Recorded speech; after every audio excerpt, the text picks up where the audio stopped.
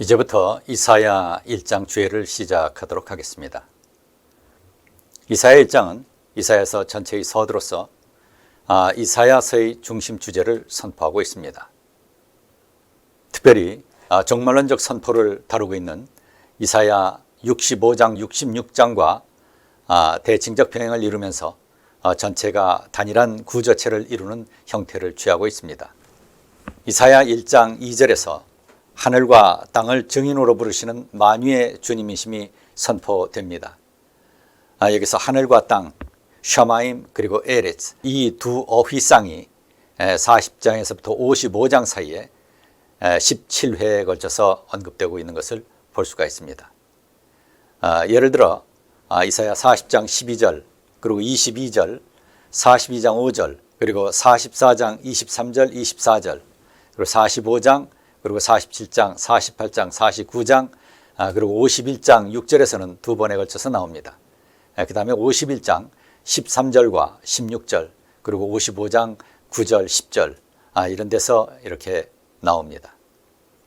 그리고 이사야 첫 번째 블록인 1장에서부터 35장 여기에서는 총 3회에 걸쳐서 나옵니다. 그래서 13장 5절 그리고 14장 12절 여기서 나오는 것을 볼 수가 있고요.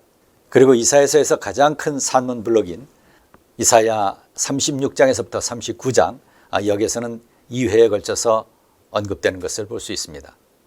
그리고 나서 맨 나중에 65장에서 66장 바로 이 맨 마지막 단락에서 3회에 걸쳐서 나옵니다. 65장 17절 그리고 66장 1절과 22절에서 언급됩니다. 여기서는 특별히 새 하늘과 새 땅에 관해서 언급합니다.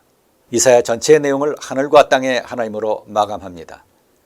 그리고 하늘과 땅의 하나님에 관한 선포, 곧 만유의 주님으로의 선포가 이사야서 전체의 중심 주제 중에 하나다라고 하는 사실을 보여주고 있습니다. 자, 그래서 이 본문 내용을 우리가 한번 살펴보도록 하겠습니다. 우선 이사야 1장 2절을 읽겠습니다. 하늘아 들으라, 땅아 귀를 기울여라. 주님께서 말씀하신다. 내가 자식이라고 키웠는데 그들이 나를 거역하였다. 소도 제 임자를 알고 나귀도 주인이 저를 어떻게 먹여 키우는지 알건만은 이스라엘은 알지 못하고 나의 백성은 깨닫지 못하는구나. 자, 이것이 이제 이사야서 서두에 언급되고 있는 하늘과 땅과 관련된 본문입니다. 그래서 1장 2절 하늘아 들어라, 땅아 귀를 기울여라. 샤마임 그리고 에레츠 이렇게 하늘과 땅이 여기서 하나님의 증언으로서 소환되는 것을 볼 수가 있습니다. 자, 그러고 나서 이제 65장 17절 보시면 이렇게 되어 있습니다. 보아라, 내가 새 하늘과 새 땅을 창조할 것이니 이전 것들은 기억되거나 마음에 떠오르거나 하지 않을 것이다. 그러니 너희는 내가 창조하는 것을 기리기리 기뻐하고 즐거워하여라. 보아라, 내가 예루살렘을 기쁨이 가득 찬 도성으로 창조하고 그 주민을 행복을 누리는 백성으로 창조하겠다. 예루살렘은 나의 기쁨이 되고 거기에 사는 백성은 나의 즐거움이 될 것이니 그 안에서 다시는 울음소리나 울부짖는 소리가 들리지 않을 것이다. 66장 22절입니다. 새 하늘과 새 땅이 내 앞에 늘 있듯이 너희 자손과 너희의 이름이 늘 있을 것이다. 주님의 말씀이시다. 이렇게 선포되어 있습니다. 이와 같이 이사야 1장 2절과 그리고 이사야 65장과 66장은 이 하늘과 땅의 반복을 통해서 인클루시오, 문두문미, 병행구를 형성하면서 그 내용을 강조한다 이렇게 볼 수 있겠습니다. 자, 그런데 여기서 특징적인 것은 1장에서는 이스라엘 백성들의 죄와 하나님의 징벌의 역사에 관해서 언급하고 있고요. 그 다음에 65장과 66장에서는 이제 새 하늘과 새 땅에 대한 하나님의 약속과 소망을 담고 있습니다. 자, 이와 같이 이런 상반된 대조된 그런 내용의 병행, 다시 말해서 대칭적 병행 구조를 통해서 죄와 징벌 가운데서의 소망을 선포하는 복음의 말씀이다 이렇게 결론 지을 수 있겠습니다. 이제 이러한 내용들을 하나하나 살펴보는 시간을 갖도록 하겠습니다. 이사야 1장은 다음과 같이 구별됩니다. 우선 1장 1절 표제어고요. 1장 2절에서 9절 이것은 언약적 관계 파기의 죄를 다루고 있습니다.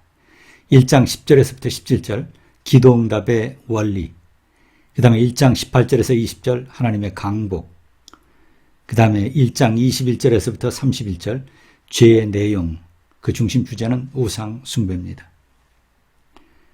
여기서 이 각 단락을 구별하는 그런 기준이 있습니다. 일단 표제어는 표제어로서의 고유한 그런 특징적 요소가 있습니다. 그래서 이제 예언자 이사야가 언제서부터 언제까지 활동했는지 이것에 관한 간략한 내용, 그리고 예언자 이사야 자신의 이름, 이런 것과 관련돼서 그 구체적인 팩트 몇 가지를 언급해 놓고 있습니다.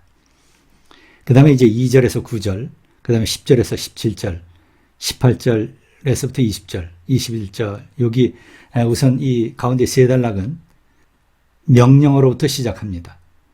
그런 특징을 가지고 있고, 그래서 이제 명령어를 중심으로 해서 이렇게 세 단락이 나눠질 수 있고, 동시에 이 세 단락의 경우 각 문단 말미에 마소라 단락 구분 표기가 있습니다. 그래서 그것을 우리가 세투마 그리고 페투카 이렇게 나눠서 이야기합니다. 히브리 사본의 단락 구분을 일반적으로 파라쇼트라고 이렇게 얘기합니다. 파라쇼트. 자, 그런데 이 파라쇼트에는 두 가지가 있습니다. 하나는 우선 세투마가 있고요. 그 다음에 두 번째는 페투카라고 하는 것이 있습니다. 이 두 가지가 있습니다. 자, 이것은 세투마라고 하는 말은 닫혔다라고 하는 것을 의미하고요. 페투카라고 하는 것은 열렸다라고 하는 것을 의미합니다. 예를 들어서 히브리 본문이 이렇게 쭉 가다가 여기서 1단락이 한 절이 끝납니다. 그 다음에 이제 새로운 절이 이렇게 해서 공간을 두고 이렇게 시작을 할 때 요 사이에 이렇게 공간이 있습니다. 양자가 이렇게 막혔다라고 하는 차원에서 이 공간을 세투마 이렇게 얘기합니다. 쓰는 것은 이렇게 씁니다. 흘림체로 쓰겠습니다. 세투마. 그 다음에 이렇게 쭉 가다가 이렇게 한 절이 끝나고요. 그 다음에 새로운 줄이 여기서 시작하기 전에 이렇게 공간 여기서 끝내고 다시 여기서부터 시작하는 이런 경우가 있습니다. 이건 이제 여기에서부터 여기까지 열려있다라고 하는 차원에서 파타흐라고 하는 말이 있습니다. 그래서 페투하. 그래서 이렇게 씁니다. 이렇게 페투하. 그래서 이 공간을 세투마, 이런 공간을 페투하 이렇게 얘기하는데 그 BHS나 BHK 여기에서는 이것의 이 공간의 명칭 이것의 약자를 따서 여기다 사맥 그냥 하나 써주고요. 이 경우에는 페 이걸 기록해 줍니다. 자, 이런 것들이 다 단락을 구분하는 데 있어서 하나의 참고 자료가 될 수 있습니다. 물론 이 단락 구분이 절대적인 것은 아닙니다. 또 사본마다 부분적인 차이가 있을 수 있습니다. 그러나 적어도 이제 우리가 이 내용상의 단락을 구분할 때 참고할 수 있는 중요한 요소 중에 하나다 이렇게 이야기할 수 있습니다. 우선 이사야 1장은 표제어로서 이사야가 활동했던 시기에 관해서 말하며 그가 본 환상에 관해서 언급합니다. 이사야는 환상을 본 사람, 그는 특별한 영적 체험 곧 하나님의 영에 사로잡히는 신비 체험을 했던 사람임을 나타냅니다. 그래서 본문을 한번 같이 보시면 이것은 아모스의 아들 이사야가 유다 왕 우시야와 요담과 아하수아와 히스기야 시대에 유다와 예루살렘에 대하여 본 이상이다. 그래서 이것은 표준세 번역의 내용입니다. 그 다음에 이제 히브리 본문과 한글 개역개정을 다시 보겠습니다. 개역개정 보시면 유다 왕 우시야와 요담과 아하스와 히스기야 시대에 아모스의 아들 이사야가 유다와 예루살렘에 관하여 본 계시다 이렇게 되어 있습니다. 그 다음에 표준세 번역에서는 이것은 아모스의 아들 이사야가 유다 왕 우시야와 요담과 아하스와 히스기야 시대에 유다와 예루살렘에 대하여 본 이상이다 이렇게 표현하고 있습니다. 여기서 계시 또는 이상으로 번역된 단어가 이 아래에 있는 하존입니다. 우선 히브리 본문을 함께 읽도록 하겠습니다. 하존 예샤야후 벤 아모츠 아셰르 하자 알 예후다 비루샬라임 비메 우치야후 요탐 아하즈 예히즈키야후 말케 예후다. 여기서 이제 하존이라고 하는 말, 지금 계시 또는 이상으로 번역된 말이죠. 이 하존의 어근은 여기 하자입니다. 이 하자라고 하는 말은 to see, 무엇을 보다라고 하는 것을 의미합니다. 그리고 이제 여기에서 파생된 단어 중에 하나가 호세라고 하는 말이 있습니다. 이 호세라고 하는 말은 우리말로 선견자 이렇게 번역되는 말입니다. 이 선견자는 보통 사람이 일상의 삶 속에서는 체험하기 어려운, 보통 사람이 일상의 삶 속에서는 볼 수 없는 특별한 것을 보는 그런 능력을 가진 사람들을 가리킵니다. 그래서 호세 또는 이와 유사한 말로 로에라고 하는 말도 있습니다. 둘 다 선견자로 번역되는 말입니다. 자, 여기서 하존, 이 말은 하자, to see, 보다라고 하는 의미를 가진 동사에서 나온 파생어입니다.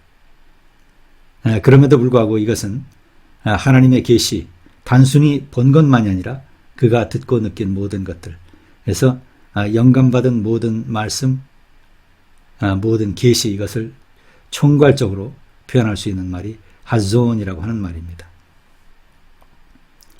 그리고 이것은 그가 환상을 보았다, 특별히 하나님의 신비 체험을 했다라고 하는 그런 의미를 갖고 있는 말이기도 합니다. 그래서 하존 예샤야후, 예샤야후, 우리말로는 이사야로 음역되어 있는 그런 단어입니다. 그래서 예샤야후, 야후라고 하는 말은 여호와를 가리키고요. 예샤라고 하는 말은 이제 구원이라고 하는 의미를 갖습니다. Deliverance, salvation. 그래서 여호와는 나의 구원이시다. 예샤야후. 벤 아모츠, 벤은 누구누구의 아들이라고 하는 의미를 갖죠. 아모츠, 아모츠라고 하는 말은 강한 사람 또는 강하신 분, 이런 것을 의미하는 단어입니다. 여기서 이 아모츠가 우리말로 이렇게 아모스, 이렇게 음역이 되어 있습니다. 자, 그런데 소예언서를 보시게 되면 거기에 주전 760년경에 활동했던 아모스라고 하는 예언자가 있습니다. 그 아모스의 경우에는 이 문자가 다릅니다. 아모스. 이 아모스는 아마스라고 하는 동사에서 나옵니다. 이 아마스라고 하는 말은 짐을 들다 또는 짐을 들어 옮기다, 이런 의미를 가지고 있는 동사입니다. 그래서 이 의미가 완전히 다른 그런 단어입니다. 그래서 벤 아모스, 아모스의 아들 예샤야후, 하존 예샤야후, 바로 그 이사야의 계시다, 이사야가 받은 계시다라고 하는 거죠. 그 다음에 아쉐르, 이건 관계대명사 that에 해당됩니다. 아쉐르 하자 알 예후다 비루샬라임. 그래서 하자, 그가 본 무엇에 관하여, 무엇에 대하여, 알 예후다, 유다와 예루살렘에 대하여 본 이상이다. 비메 우찌야후 요탐 아하즈, 비메, 이건 요음이라고 하는 말에서 나옵니다. 요음은 어떠한 날, 그래서 이것의 복수가 야밈입니다.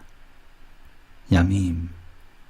야밈의 연계형, 야밈의 축약형에 해당되는 것이 예매입니다. 그리고 여기 앞에 있는 버라고 하는 것은 이제 전치사 in을 가리킵니다. 그래서 in the days, 그래서 그때에라고 하는 말이죠.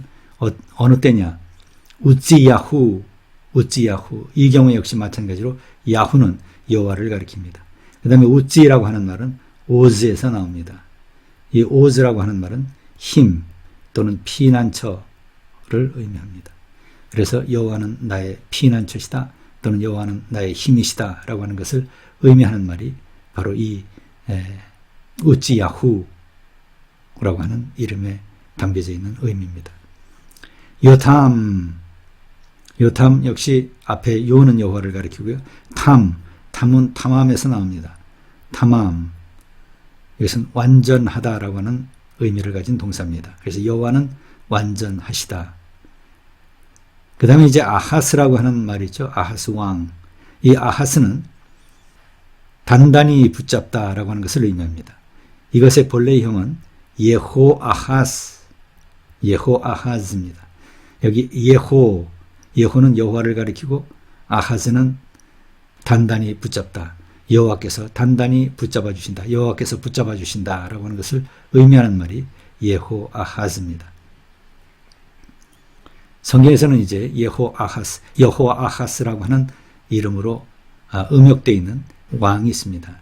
바로 예후의 아들입니다.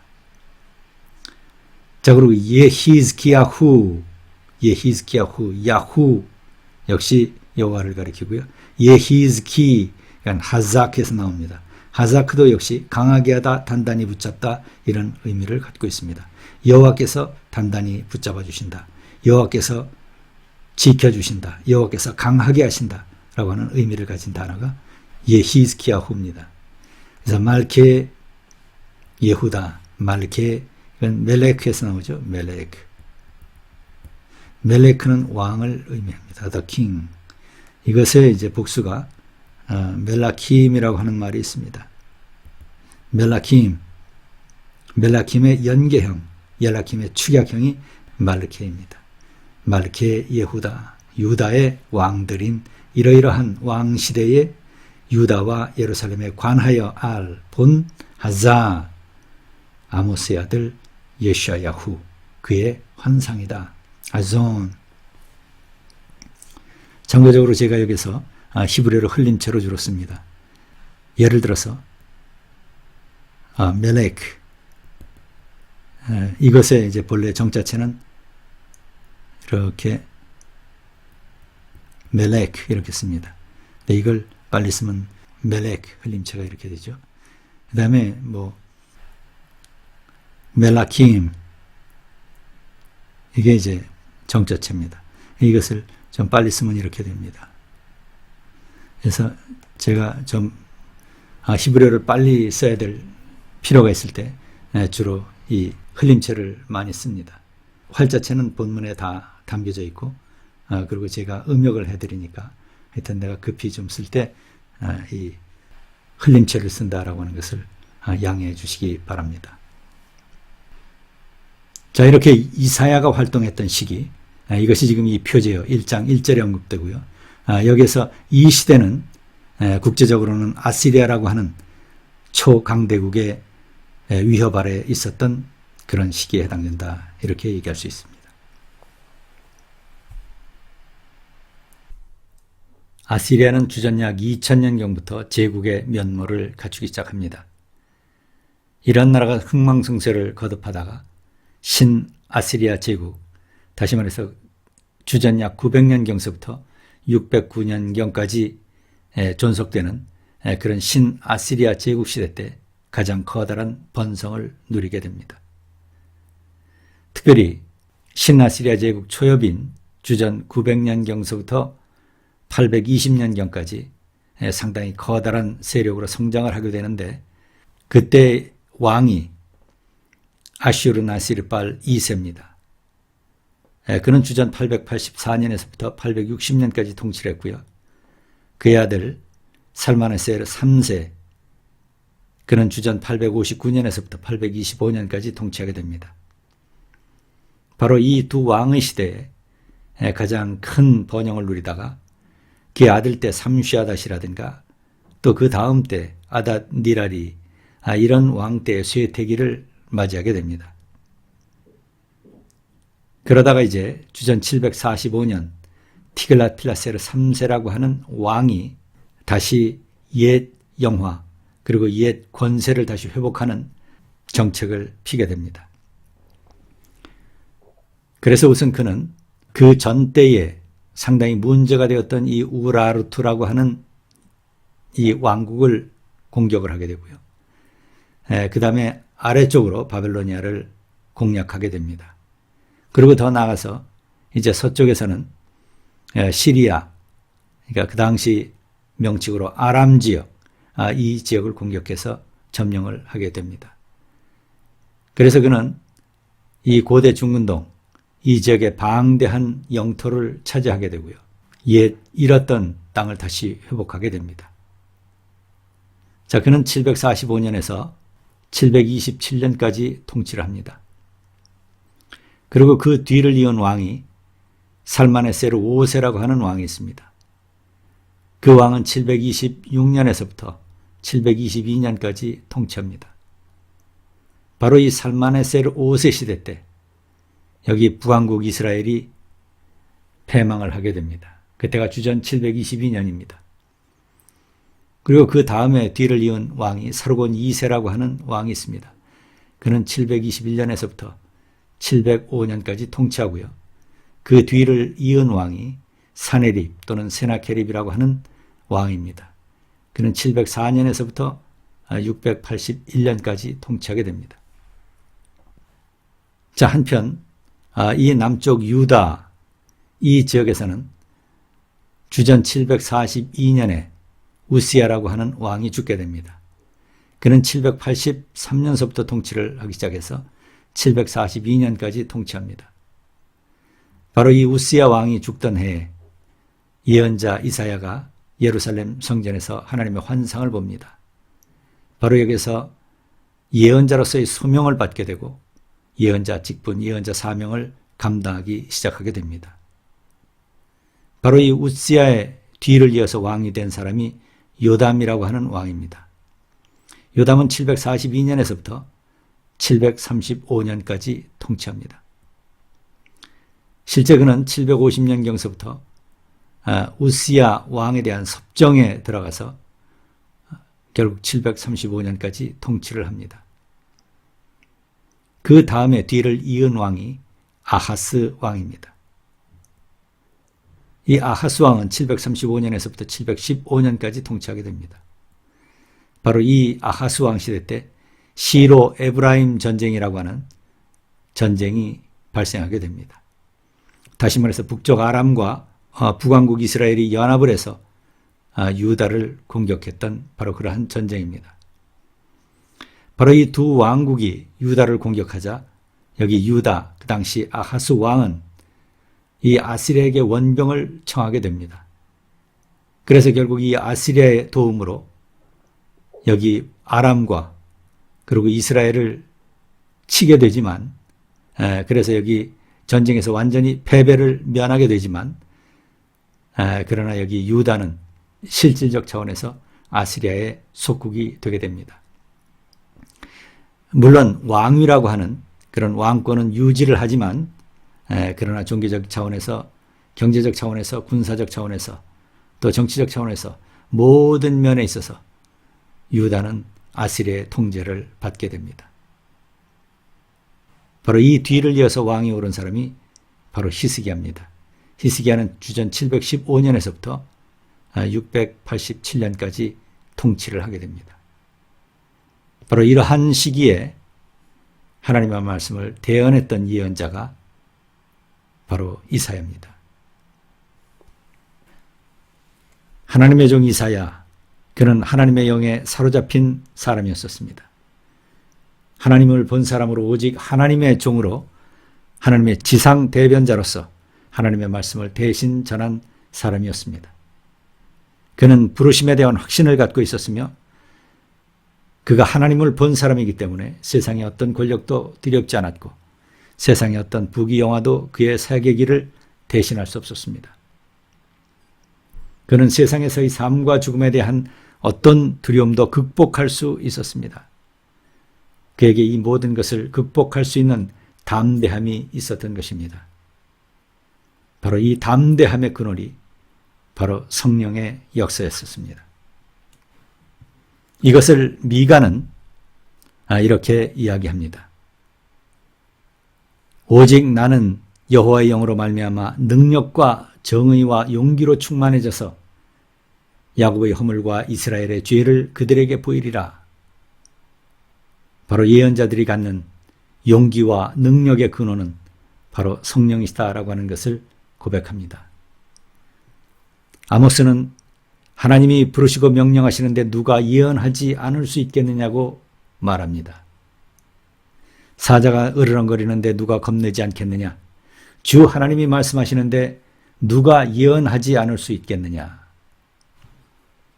그리고 이 체험과 말씀은 인간의 역사를 떠난 단순히 개인적인 신비 속에서의 한 체험으로 끝나지 않습니다.